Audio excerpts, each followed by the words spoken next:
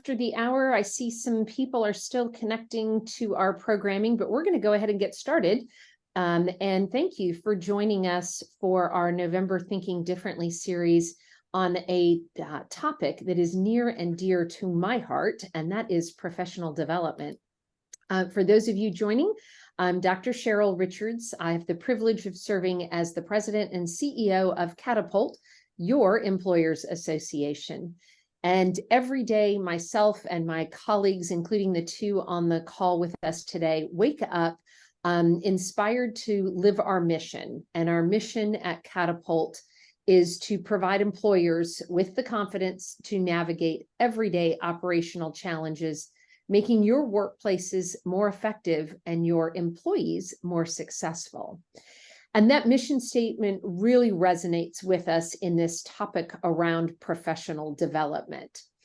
So at Catapult, and go ahead and advance the slides if you would, Joni. At Catapult, we have been around for 65 years now, and our legacy organizations gave us a strong foundation from which we are building our portfolio of solutions. You can continue to advance, I think, two now. We exist so that we can give you extra bandwidth in your day, and so that we can be a solution and a resource to you as HR professionals. We know that you have a lot on your plate. Oftentimes you don't have enough time in the day, enough hands or persons on the payroll. And so we sit alongside you to bring you a lot of these services, including our ever popular HR advice and employment law advice. But we also know many of you have come to us over the last 6 decades for learning and development, particularly people development, whether that's leadership or management training, technical skills, or HR certifications. And more recently, our diversity, equity, inclusion, and belonging training. We know you've relied on this for 65 years, and we're excited to bring you this program today that's led by two of our superstars in this area. So I'm going to take this opportunity to introduce you to our two speakers. First up is Dr. Carlie Houchins. Carlie is Catapult's director of our learning solutions, and she and her team are responsible for designing and developing new products and new programs that are really focused on meeting the needs of you, our employers across the state. She has taken it upon herself to create engaging and valuable experiences for the learner by renovating or updating our content and making it relevant, and also creating that content in multiple platforms.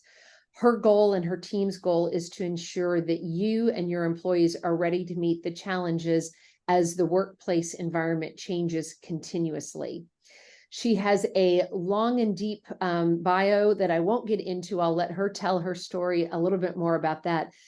Suffice to say, she's got over 30 years of experience in adult education, both in-person, virtual, and experiential learning, a background in marketing as well, was in the corporate world, was in the education world, and we're pleased to have her now on the team at Catapult. So welcome, Carlie. Thank you for being here. Thank you. And joining Carlie is somebody that you all may know, and that's Tracy Mambrino. Tracy is one of our professional management development instructors and a facilitator here at Catapult. She's got a deep background in leadership, sales, customer service, teamwork, interpersonal training. And Tracy has been with the association since 1995. So she has delivered hundreds of, probably thousands now, of programs in supervisory management, leadership, team building, diversity, mentoring, etc.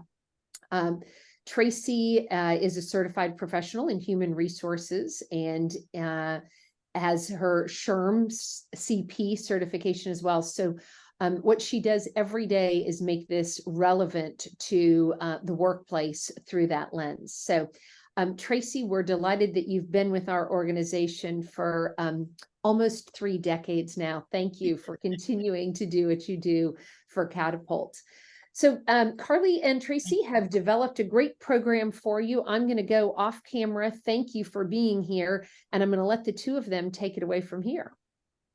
Thank you, Cheryl. Thank you so much for the glowing introductions. Tracy and I are blushing. I have been with Catapult just over a year. I celebrated my first anniversary with Catapult at the beginning of November. And as Cheryl said, my background includes extensive experience in higher education and corporate settings. And I really love the opportunity that Catapult has given me to bring those two pieces of my work experience together to the benefit of our member organizations. And I'm really happy to be here to engage with you all today on this important topic of professional development. Tracy, do you want to add anything before we get into the program about yourself, your background, what you do at Catapult? Sure, I'd love to, Carlie. Thank you. So again, Cheryl, thank you for the nice introduction. And I do the professional development, management and leadership training for our member organizations and also some non-member organizations. So I'm pretty much in the classroom most times. I'm doing a lot of in-person training, if you will, and some virtual, but a lot of the in-person is coming back. So I'm happy to have that experience. Thank you. Welcome, you're welcome. So Tracy will be part of the program as we go on, but I'm going to spend a few minutes here at the beginning really focusing in on the professional development theme that we're talking about today, particularly with a focus on building for the future. And we'll start really with the context or the environment in which most people or organizations find themselves today, and that is change. The Greek philosopher Heraclitus is credited with the idea that the only constant in life is change. You've probably heard that at different points along the way. And although we don't have a lot of Heraclitus's writings, he also is credited with a couple of other comments on change.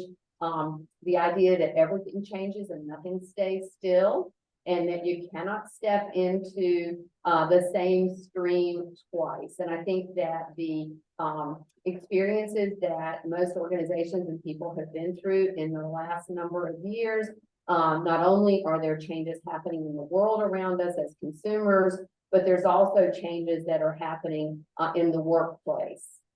Let's see, can we advance this slide? Yeah, so in the workplace, you know, some of those things that are happening outside of the offices or work environments that we're in have really come into the workplace, and we experience them in a variety of ways. Not the least of which, and I think most of us hope very much that COVID-19 is in the rear view mirror, it still continues to impact us. So next slide. One of the big changes that we've seen in our workforce is a reprioritization on the value of their jobs and their careers, and people have reached different conclusions, shifting personal priorities that impact what goes on in our workplace. For most employers, that translates into a talent shortage.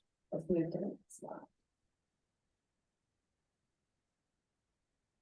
And it's real, and I'm sure many of you are experiencing these types of challenges. Low unemployment really has resulted for employers in the struggle to fill positions continuing, and we really has no end in sight. In fact, you see a statistic here that really projects us out into the 2030s with global talent shortages in the tens of millions of people around the world. So this is a situation across every industry that the talent just isn't there to hire in the first place.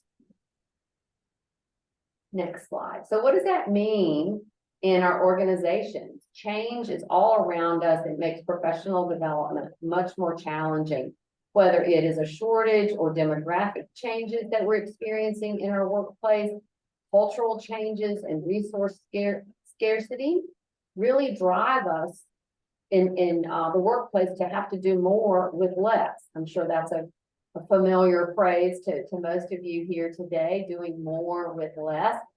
And that really leads us down the path of how do we invest in ourselves and our employees to make sure that we are able to do more with less. How do we do that? It really comes about from professional development.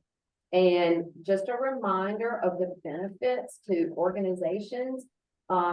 Professional development allows organizations to retain strong employees, and who among us doesn't want to keep those really good performers. We also want to hire the best candidates. If you have a reputation for strong professional development and a commitment to it, that gets around, and prospective employees are aware of that as a real benefit to joining your organization. It also has an impact on business results. When people are more effective and more efficient in their work because they've gained new skills and knowledge, the business benefits. And it also it creates an underlying strong culture that people want to be part of. At the individual level, next slide. There are numerous benefits to professional development, and I think I would just sum all of these up by saying it allows you as an individual to manage your own career trajectory, to increase confidence in yourself and control your own future. And I think that's very important to us as individuals and to the employees that we work with, to be able to know that we are charting a path and that we are leading ourselves into the future that we really want. So with all those good things that I've just talked about for organizations and professional development, next slide. Why isn't it always a priority? What gets in the way? Many things do get in the way of organizations and individuals prioritizing professional development. Let's take a look at some of those. Next slide. Just a few of the things that prevent us from pursuing professional development include the immediate, in the moment demands of the businesses that we work for. Things that need to get done today, things that should have gotten done yesterday, are always going to be a barrier, and figuring out the way of getting to the professional development is really what we want to talk about today. The culture of an organization may also be a barrier if it's not prioritized from leadership through management down to the individual. And that really connects to the accountability and the up and down in organization and the need to prioritize professional development for those reasons that I mentioned earlier, not the least of which is just the bottom line business results. People who can contribute to your future are more valuable and bring in the type of results that a business is always looking for. So investing in the individuals, clearing the barriers that we've got described here are worth the time and the effort that we have to put in. So how do we come up with a professional development plan? Discipline is really the key. Discipline at a personal level and an organizational level.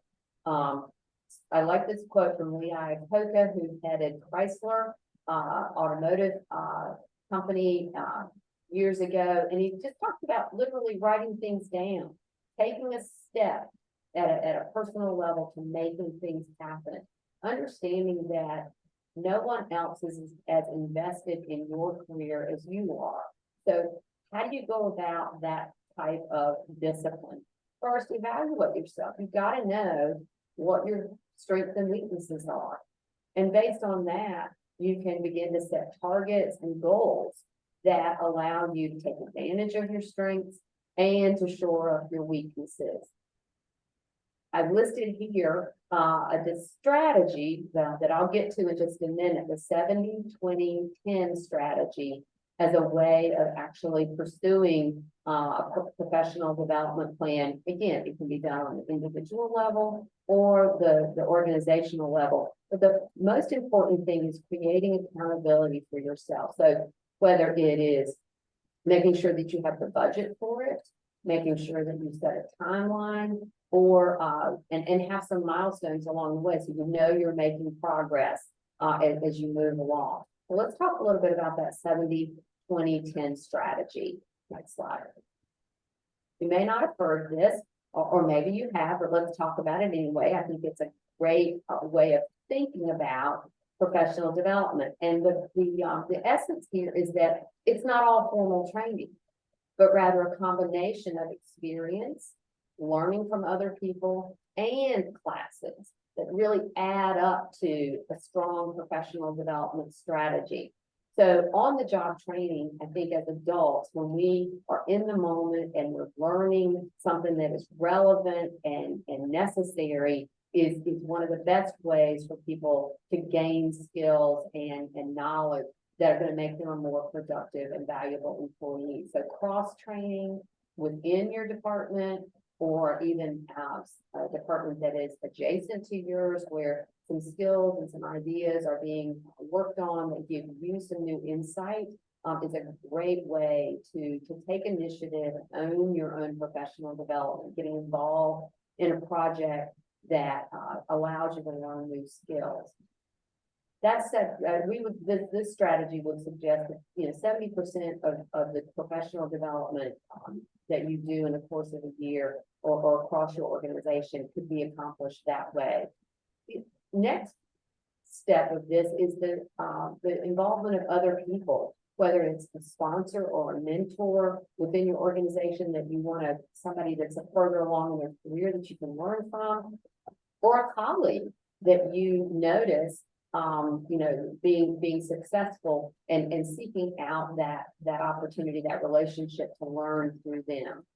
And then finally, the formal training, some identified gaps in skill, whether again, it's at the individual level or the organizational level, where formal training class really will make a significant difference and allow an individual to be a better performer for your organization.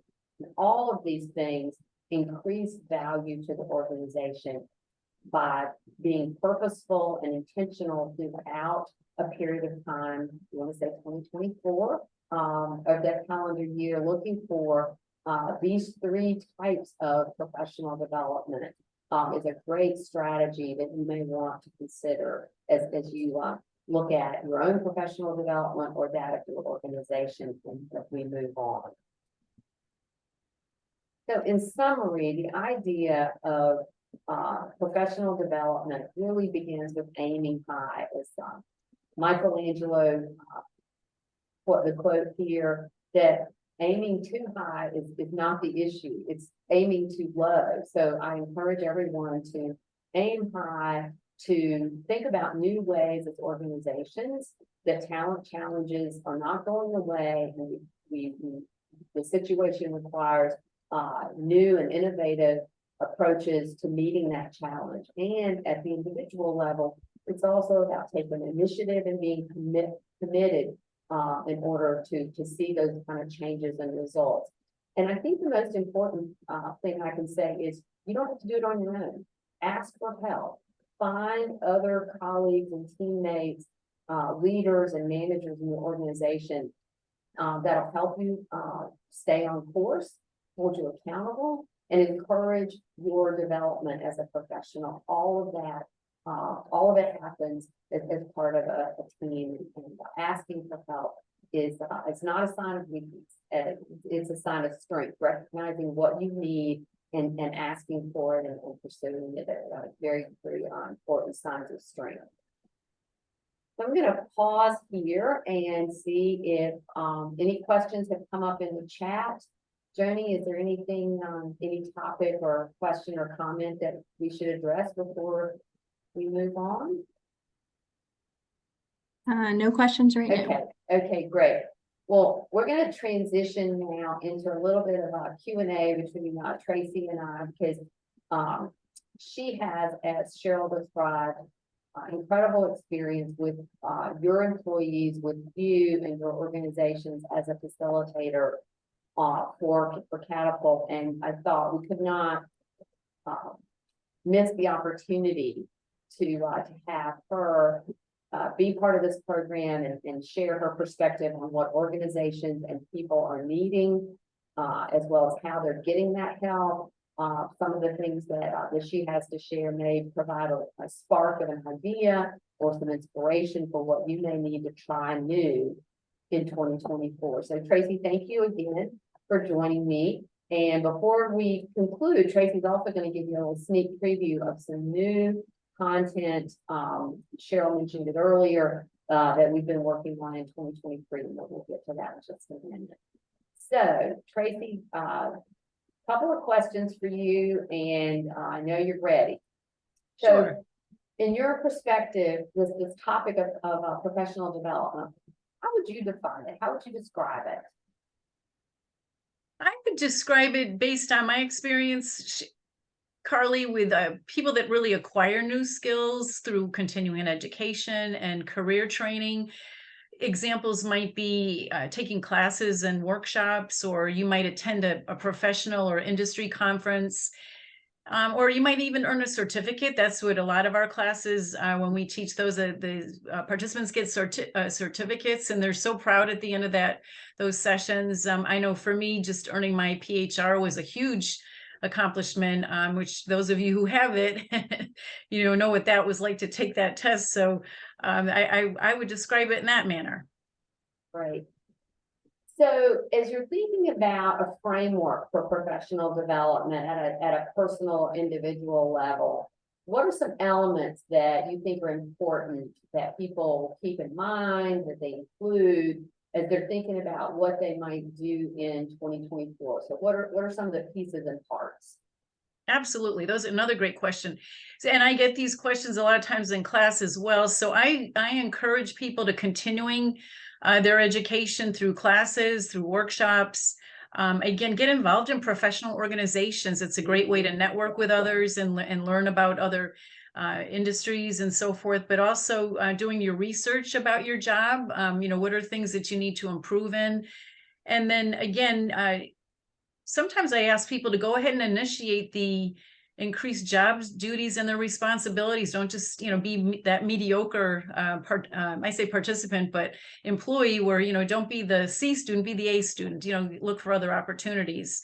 Look for, some skill-based training, and then again, taking initiative to ask for other job assignments so that you can improve in the areas that would certainly add to the bottom line in your organization.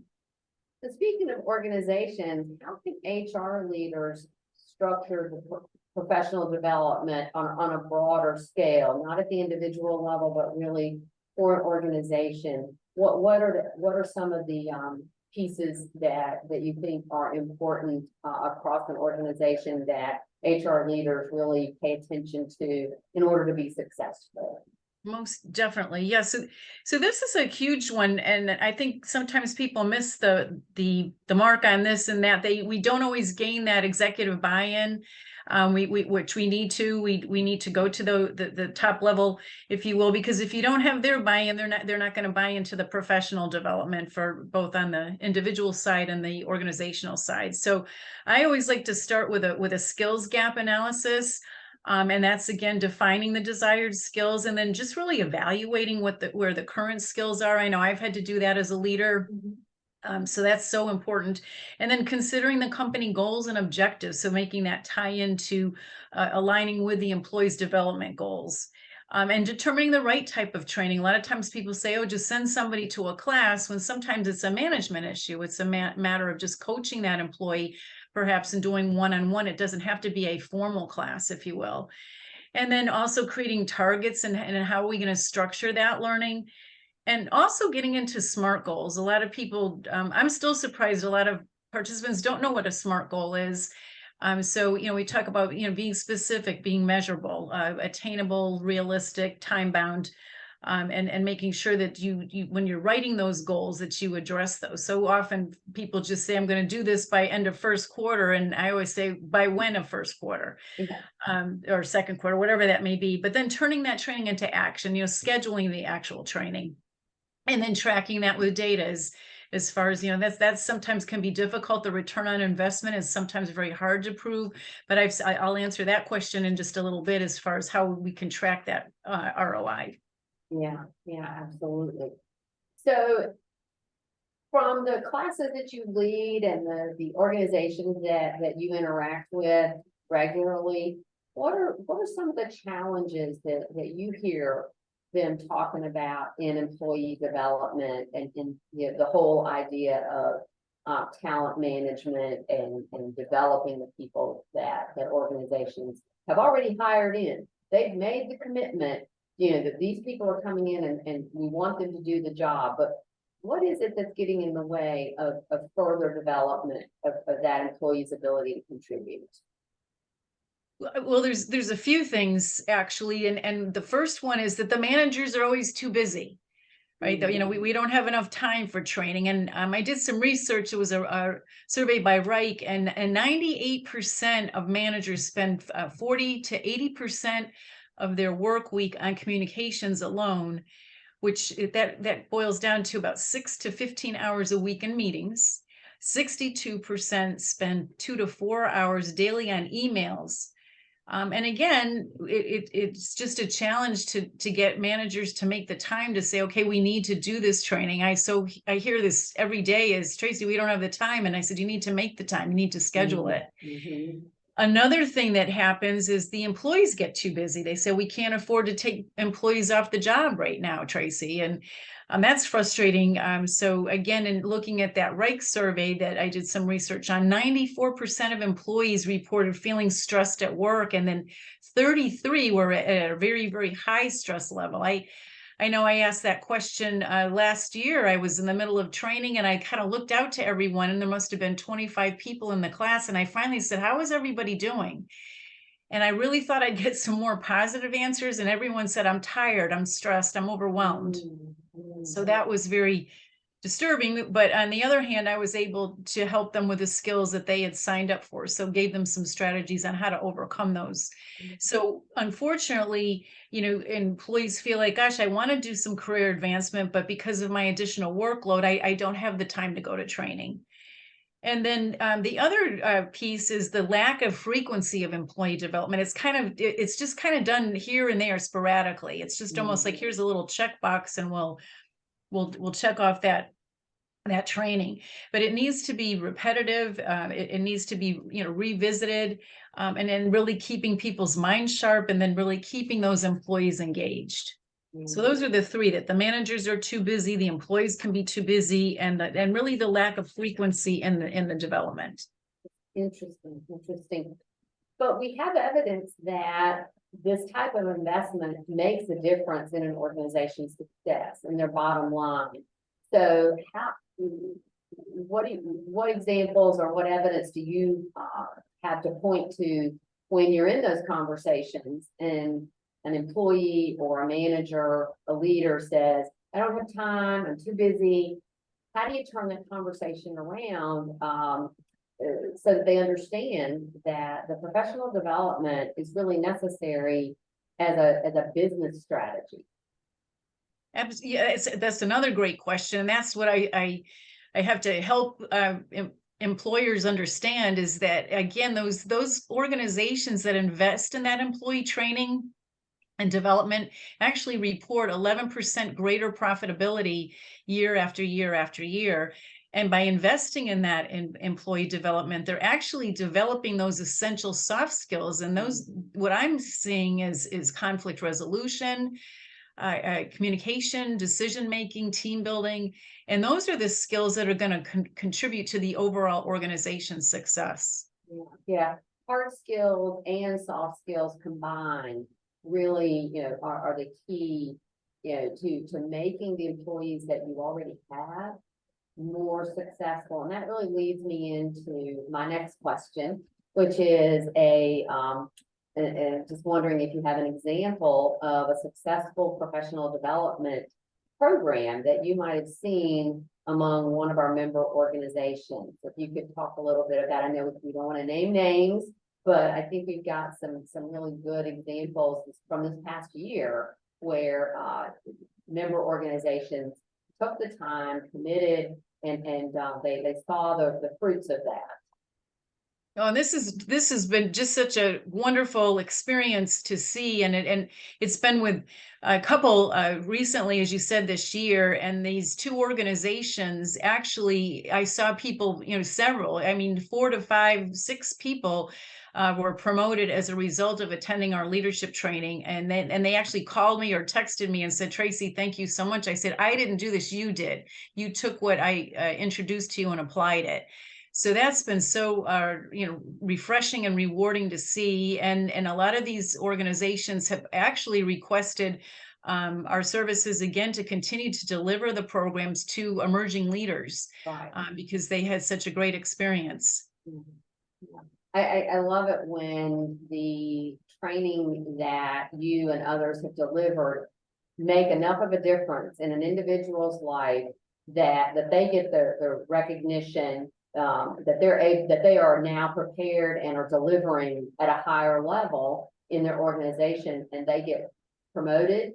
And that also increases the capacity of that organization. The people who have been through further professional development have increased capacity and can make greater contributions to the future success. They're ready for the next thing. And like you said, we have a number of organizations we've worked with this year to do leadership academies that really are benefiting a number of employees in their organizations. So let's do a little comparison at this point. So what are some of the topics in professional development that are really resonating in today's world, 2023, going into 2024? I made a quote earlier, quoted some statistics looking out to 2030, as compared to 10, 15, 20 years ago. What's salient and important today in professional development? What are people and organizations looking for? That's a great question. And being a former leader, I feel like some of the things have not changed. However, the top pieces have been that self-motivation. How do I get my employee to, get themselves motivated to want to work, to get the job done? A lot of people are asking me, how do I keep my employees engaged? Conflict resolution is another one. And then critical thinking skills, which is really quite disturbing to me in that these folks are having difficulty, not the leaders, but the employees aren't thinking for themselves. It's almost they want the boss to give them the answers. So a lot of problem solving skills, time management. And I'm also seeing a lot of leaders asking me to help them build trust with their employees. So I think since COVID, a lot of people have just said, gosh, I don't trust my employer. And I'm like, well, for heaven's sakes, we're sending you to training. Why wouldn't you trust them? And some of it is we're overworked, we're stressed, we're working so many hours, and I can't give anymore. So a lot of that is even that change management, because we've been through so much change in our society. They're just almost frozen. So helping managers lead those employees through change. So at the end of the day, who's ultimately responsible for professional development, the individual or the organization? I have like a flashback there. I think about my employees saying, oh, it's your job to motivate me to develop me. But the answer really, Carlie, is both. It's the individual's responsibility to constantly learn and grow so that they can improve their skills. But in order for that to happen, the organization really needs to provide those opportunities for development and supporting that development. So again, some of the things that employees can start by doing is really, where are they now? Where do they want to be in 5 or 10 years? Sometimes maybe earlier than that. So, a lot of these individuals don't stay with an organization for very long. So where do you want to be in the next several years? What new skills, will they need to have to get there? And then how will they develop those skills? So those are some things that perhaps the folks that are online today can be asking their employees as they go through that professional development. Yeah, I think that's such an insightful response, Tracy, because it's really a two-way street. The individual benefits and the organization benefits, So it's incumbent upon each party to do their part in this process of professional development. Organizations want people with greater skills, with more capacity to contribute. They want people who can become leaders and all of those things. And it's the organization's responsibility, as you just said, for providing those opportunities.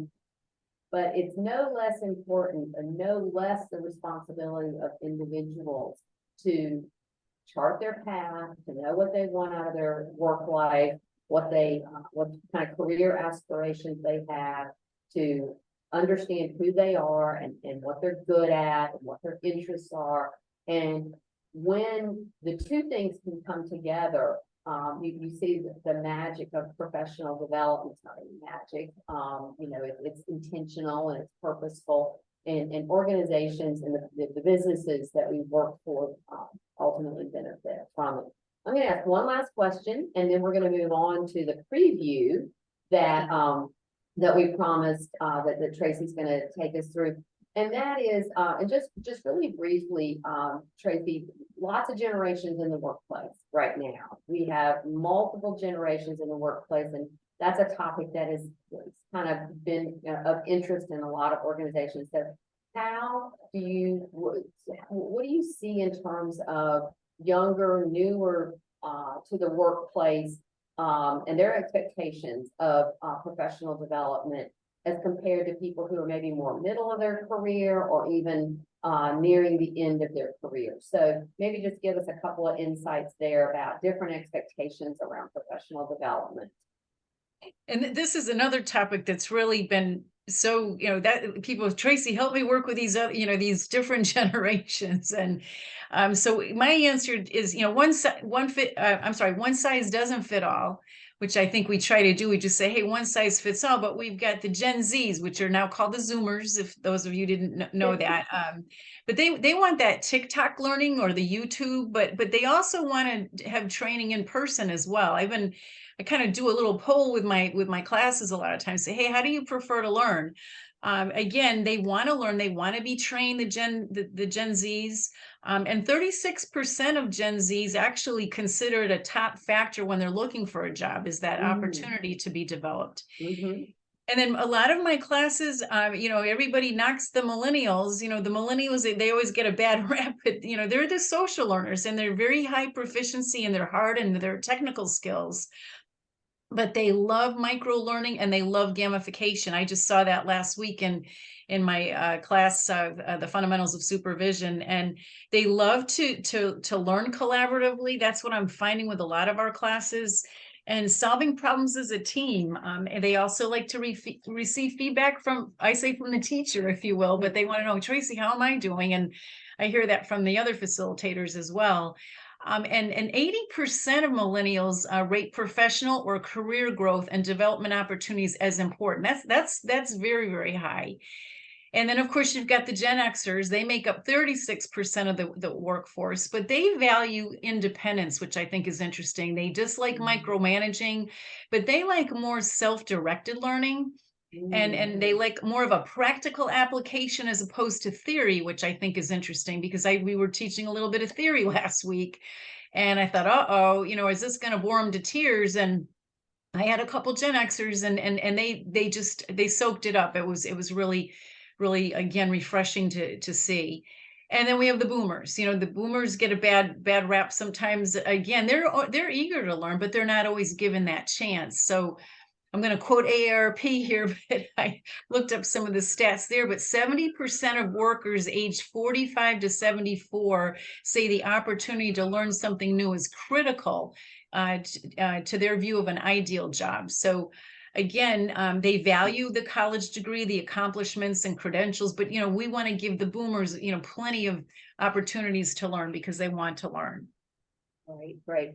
So a lot of challenges, but a constant across each of the generations is an eagerness and a willingness to learn new things. It's just how they learn, preferred formats and approaches that might require HR leaders and organizations to really think through what's my mix, in my workforce, and how might I adjust the approaches that I'm taking. So Tracy, thank you so much. Joni, do we have any comments or questions at this point that we want to take a pause to address? Nothing Okay, right now. perfect. Well, we appreciate everyone's attention, staying with us and sticking with us.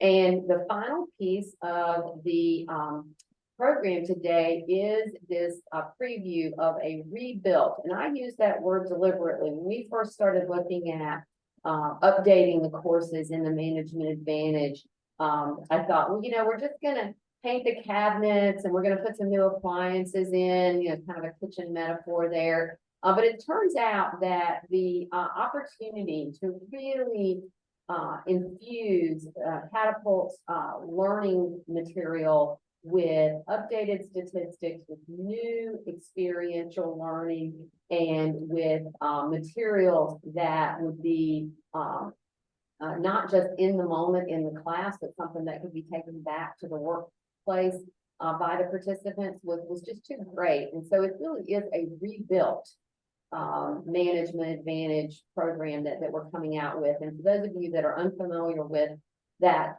set of courses, it's 6 courses that are designed to take people from early stages of leadership, team leads, and that kind of thing, all the way through supervisors and more senior managers, all the way into organizational leadership level responsibility. And so Tracy's going to talk with you about one of our most popular, if not the most popular courses that has been through this rebuild experience, and it's the Management Advantage. So I'm going to turn it over to Tracy, who's going to show you some of the new and improved. It's not the entire course, it's a 3-day class, and she's going to run through a handful of concepts and just demonstrate for you at a very high level what it looks like, what it feels like, and how much it's been updated and improved.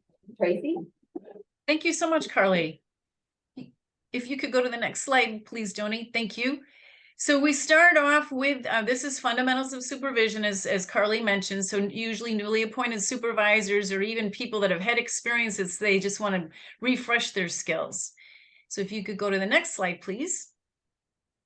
And this is, as Carlie said, we start off with the introduction. Everybody introduces themselves and talks a little bit about their organization and what do they want to be able to do differently as a result of their learning over the next 3 days. So we start off with the first day with effective supervising, and I'm going to go into a couple sample slides for each module, and then we'll do establishing trust and credibility. So that's their first day. So they get, and they're 3 hours in length.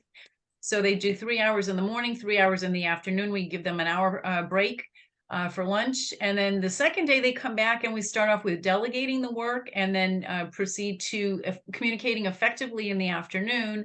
And then on the third day, we do managing conflict, and then in the afternoon, finishing up with motivating your team. So we can go to the next slide. Thank you.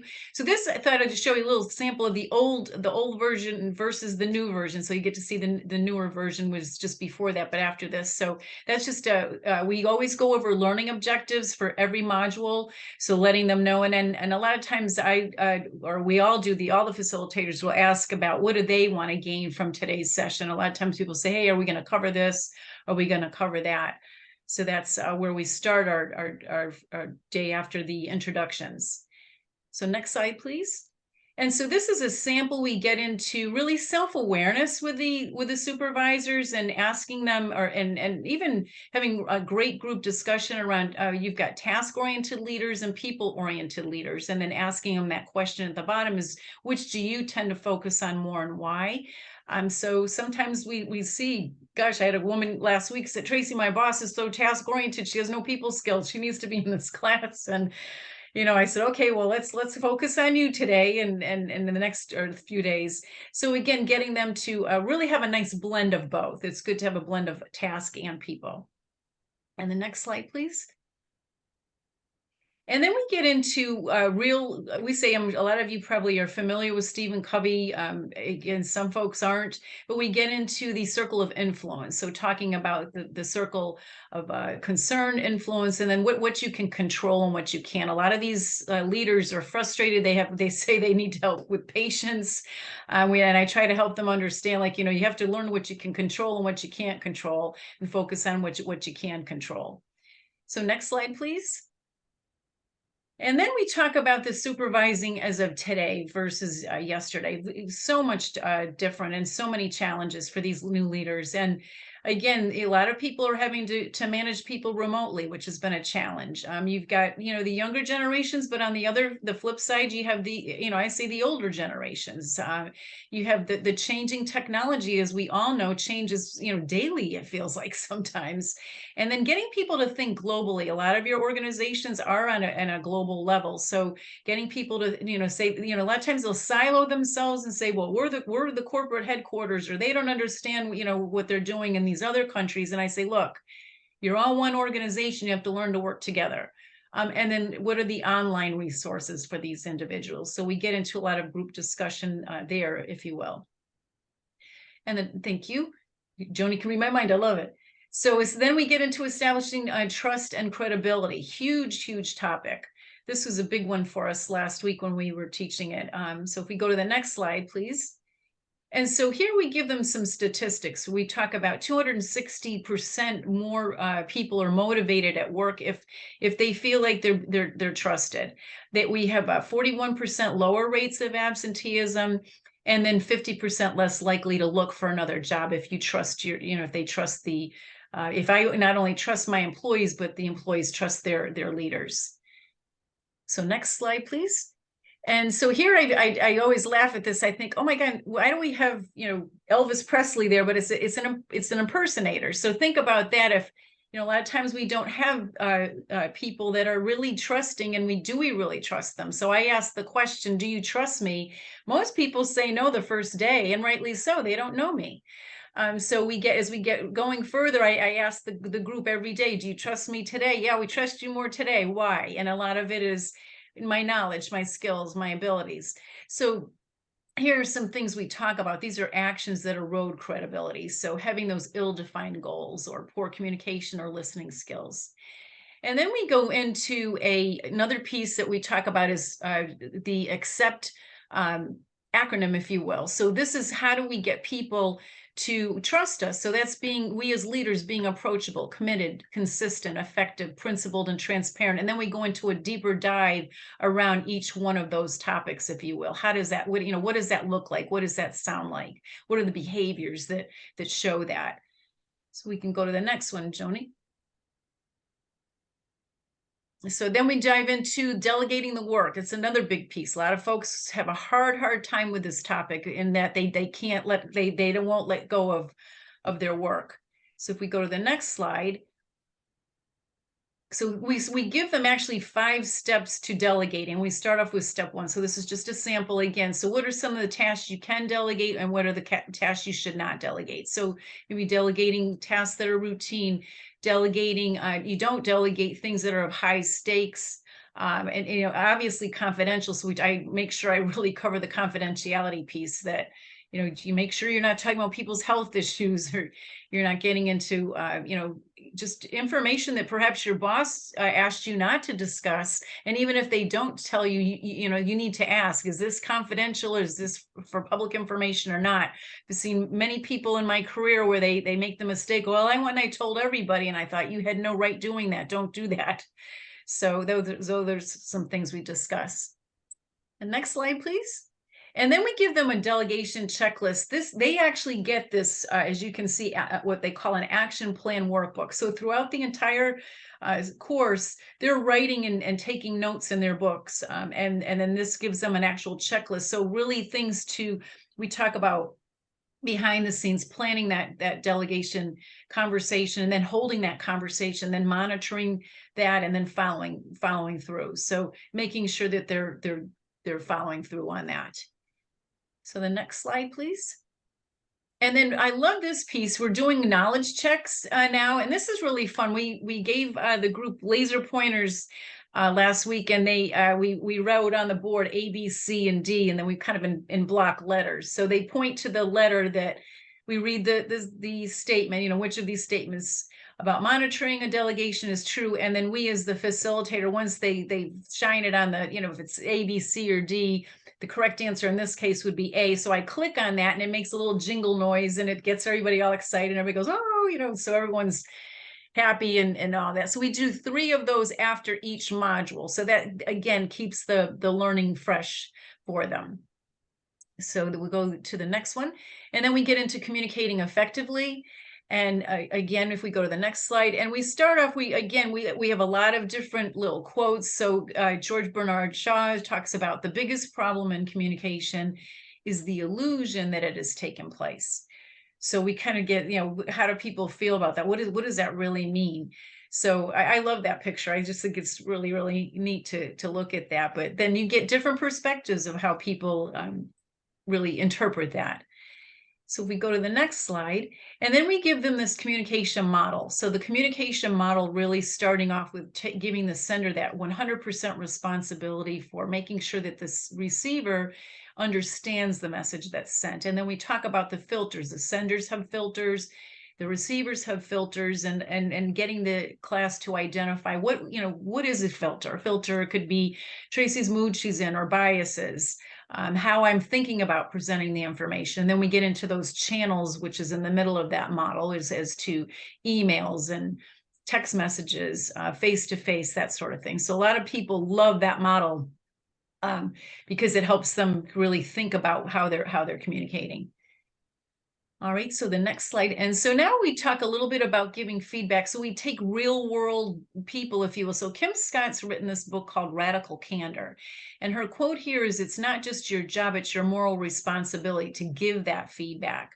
So again, she talks about a story where she didn't give feedback to one of her employees, and she ended up having to fire that employee because she didn't take the time to give that person feedback. So she blames herself. She said, there's no reason why I shouldn't have given that person feedback throughout, or even their peers within the organization. So we get into that. How do we give feedback and how do we receive it? And you'd be surprised how many people don't know how to give feedback and don't even ask for it. So that's a really key piece in our training. All right, if we go to the next one, and then we do managing conflict. We'll go to the next slide. And then we talk about the problems and challenges that managers face. And that's that escalation, when conflict starts to escalate. So we give them this step process, like what does that escalation process look like? So as you all can see, it's engaging in debate. That's where trust is broken. And then the person who's in that conflict is going to look for evidence to reinforce judgment, ignore the evidence to the contrary, move to other issues, blaming others, and then they're going to draw other people into that conflict.